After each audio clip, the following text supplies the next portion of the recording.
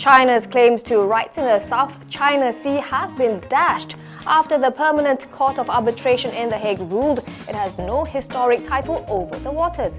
In a case brought by the Philippines, the court said there was no legal basis to China's claims to resources in the seas falling within the 9-dash line, a demarcation line which encircles as much as 90% of the contested waters on a 1940s map. As expected, China, which boycotted the arbitration process, isn't at all cowed. It says the ruling was ill-founded and that it refuses to be bound by it. After all, the ruling may be binding, but the tribunal has no powers of enforcement. China and its neighbors, including Malaysia, are vying for control of the region, home to $5 trillion in annual global trade. DAP lawmaker Tony Phua is calling on 1MDB boss Arul Kanda to explain why the fund paid nearly $1.28 billion to a doppelganger of IPIC's subsidiary ABA Investment when there were no business ties between the two. Phua is referring to the latest exposé by Sarawak Report, which revealed another set of banking transaction documents separate from the classified AG's report on 1MDB. According to these documents, the fund's subsidiary, 1MDB Global Investments Limited, paid the $1.28 billion between September and November 2014 to the British Virgin Islands Incorporated ABA, which of course has been exposed as a fraudulent entity.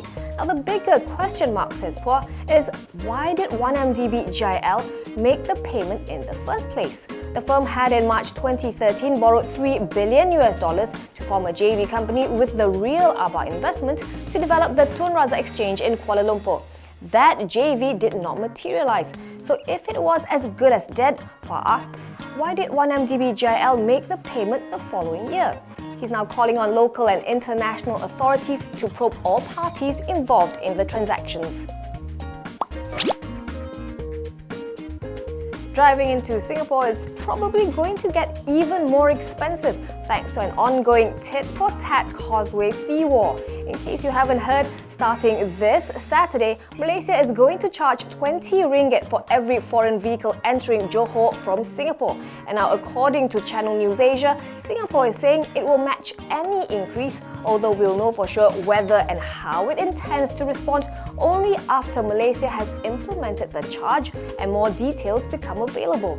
Any increase is going to be tough on our drivers, especially those of you who commute daily to work in Singapore. Right now, Singapore charges foreign vehicles 35 Sing dollars or about 103 ringgit per day from Monday to Friday. There are no charges during the weekends. Rayani Air is telling its angry customers, "We're closed. Don't come. Don't call us. We'll call you." The carrier has posted on Facebook for the second time in 5 days, telling customers that no refunds will be forthcoming and that there is no point going to its office because it's closed. Rayani Air has been barred from operating after it had all its licenses revoked. Now investors are pulling out, and the cash-strapped carrier says it just doesn't have the money to refund its customers, which explains why some flyers who apparently did get checks from Rayani Air then complained that the checks bounced.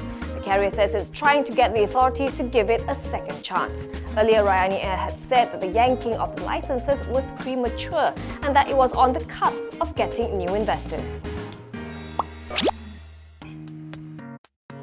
Ireka Corp says plans for a second Aeon shopping centre in Negeri Sembilan are off the table. To recap, Ireka had signed an SPA to buy 21.5 hectares of freehold land in the heart of Senawang for almost 22 million ringgit. It also signed an agreement to sell about 21 hectares of the land to Aeon Co for 53.7 million ringgit.